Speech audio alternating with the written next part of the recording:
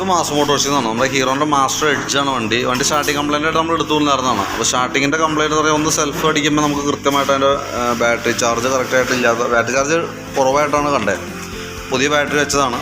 അപ്പോൾ അതിൻ്റെ പ്രശ്നം ഉണ്ടായിരുന്നു. പിന്നെ നമുക്ക് കിക്കർ അടിച്ചിട്ടും സ്റ്റാർട്ട് ആവാഞ്ഞതിൻ്റെ കംപ്ലൈൻറ്റ് എന്ന് പറഞ്ഞാൽ സ്പാർക്ക് പ്ലഗ് കംപ്ലൈൻറ്റ് ഉണ്ടാകും.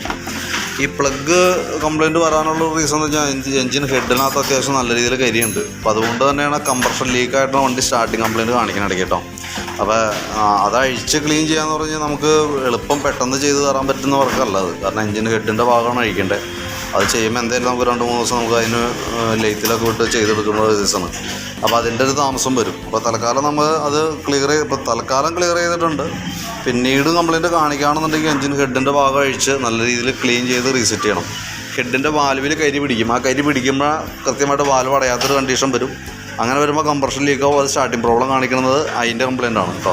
പിന്നെ സെൽഫിൻ്റെ പ്രശ്നം വീണ്ടും റിപ്പീറ്റ് കാണിക്കുന്നുണ്ടായിരുന്നു. ബാറ്ററി ചാർജ് ലോ ആയിട്ട് കാണിക്കുന്നുണ്ടായിരുന്നു. അപ്പോൾ നമ്മൾ നോക്കുന്ന സമയത്ത് ഇത് ബാറ്ററി ചാർജ് ചെയ്യാനായിട്ട് ഉപയോഗിക്കുന്ന ഒരു റെക്ടിഫയർ എന്ന യൂണിറ്റാണ്. അതിൻ്റെ സോക്കറ്റിൻ്റെ ഇവിടെ മൊത്തം ക്ലാവ് പിടിച്ചിട്ട് ഉള്ളിൽ നിന്ന് വിട്ടുപോയേക്കാണ് കേട്ടോ. അപ്പോൾ അത് നമുക്ക് ആ സോക്കറ്റ് ഒന്ന് മാറ്റി സോൾഡർ ചെയ്ത് പിടിപ്പിച്ചിട്ട് വേണം, ബാറ്ററി ഒന്ന് ചാർജിങ് ചെയ്തിട്ടും കൂടി വേണം നമുക്കത് സെറ്റ് ചെയ്യാനായിട്ട്. അപ്പോൾ സ്റ്റാർട്ടിങ്ങിൻ്റെ പ്രോബ്ലം കാണിക്കാനായിട്ടുള്ള സാധ്യതയുണ്ട്. പക്ഷേ എന്ന് വെച്ചാൽ അത് ബാറ്ററിയുടെ ആ ചാർജിങ് സിസ്റ്റം റെഡി ആയിക്കോളും, വേറെ പ്രോബ്ലം ഇല്ല. അതിപ്പോൾ ഇതിൻ്റെ പ്രശ്നം കൊണ്ട് കാണിച്ചാണ്, അത് റെഡി ആയിക്കോളും.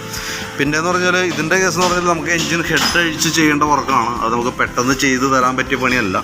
അപ്പോൾ തൽക്കാലം നമുക്ക് ഉപയോഗിക്കാവുന്നൊരു കണ്ടീഷനിലേക്ക് ഇപ്പോൾ സെറ്റ് ചെയ്തിട്ടുണ്ട്. എന്നിട്ട് സമയമുള്ളപ്പോൾ എന്തെങ്കിലും 2-3 ദിവസം ഗ്യാപ്പുള്ളപ്പോൾ വേണം വണ്ടി തരാനായിട്ട്. അത് നമുക്ക് അഴിച്ച് ഹെഡ് ലെയ്ത്തിൽ കൊടുത്തിട്ട് വാൽവൊക്കെ സീറ്റ് ചെയ്തിട്ട് വേണം നമുക്ക് റീസെറ്റ് ചെയ്യാനായിട്ട്. അപ്പോൾ അതിൻ്റേതായിട്ടുള്ള താമസം വരും നമുക്ക് കേട്ടോ.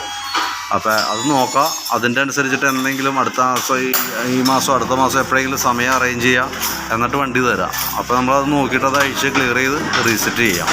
മാസ്റ്റർ ആയതുകൊണ്ട് തന്നെ എപ്പോൾ വേണമെങ്കിലും കംപ്ലൈൻറ്റ് റിപ്പീറ്റ് കാണിക്കാം. അത് പ്രതീക്ഷിച്ചിട്ട് വേണം നമ്മൾ ഓടിക്കാനും കേട്ടോ. തൽക്കാലം സോൾവ് ചെയ്തിട്ടുണ്ട്, പക്ഷേ റിപ്പീറ്റ് വരാനായിട്ടുള്ള സാധ്യത നിലനിൽക്കുന്നുണ്ട്.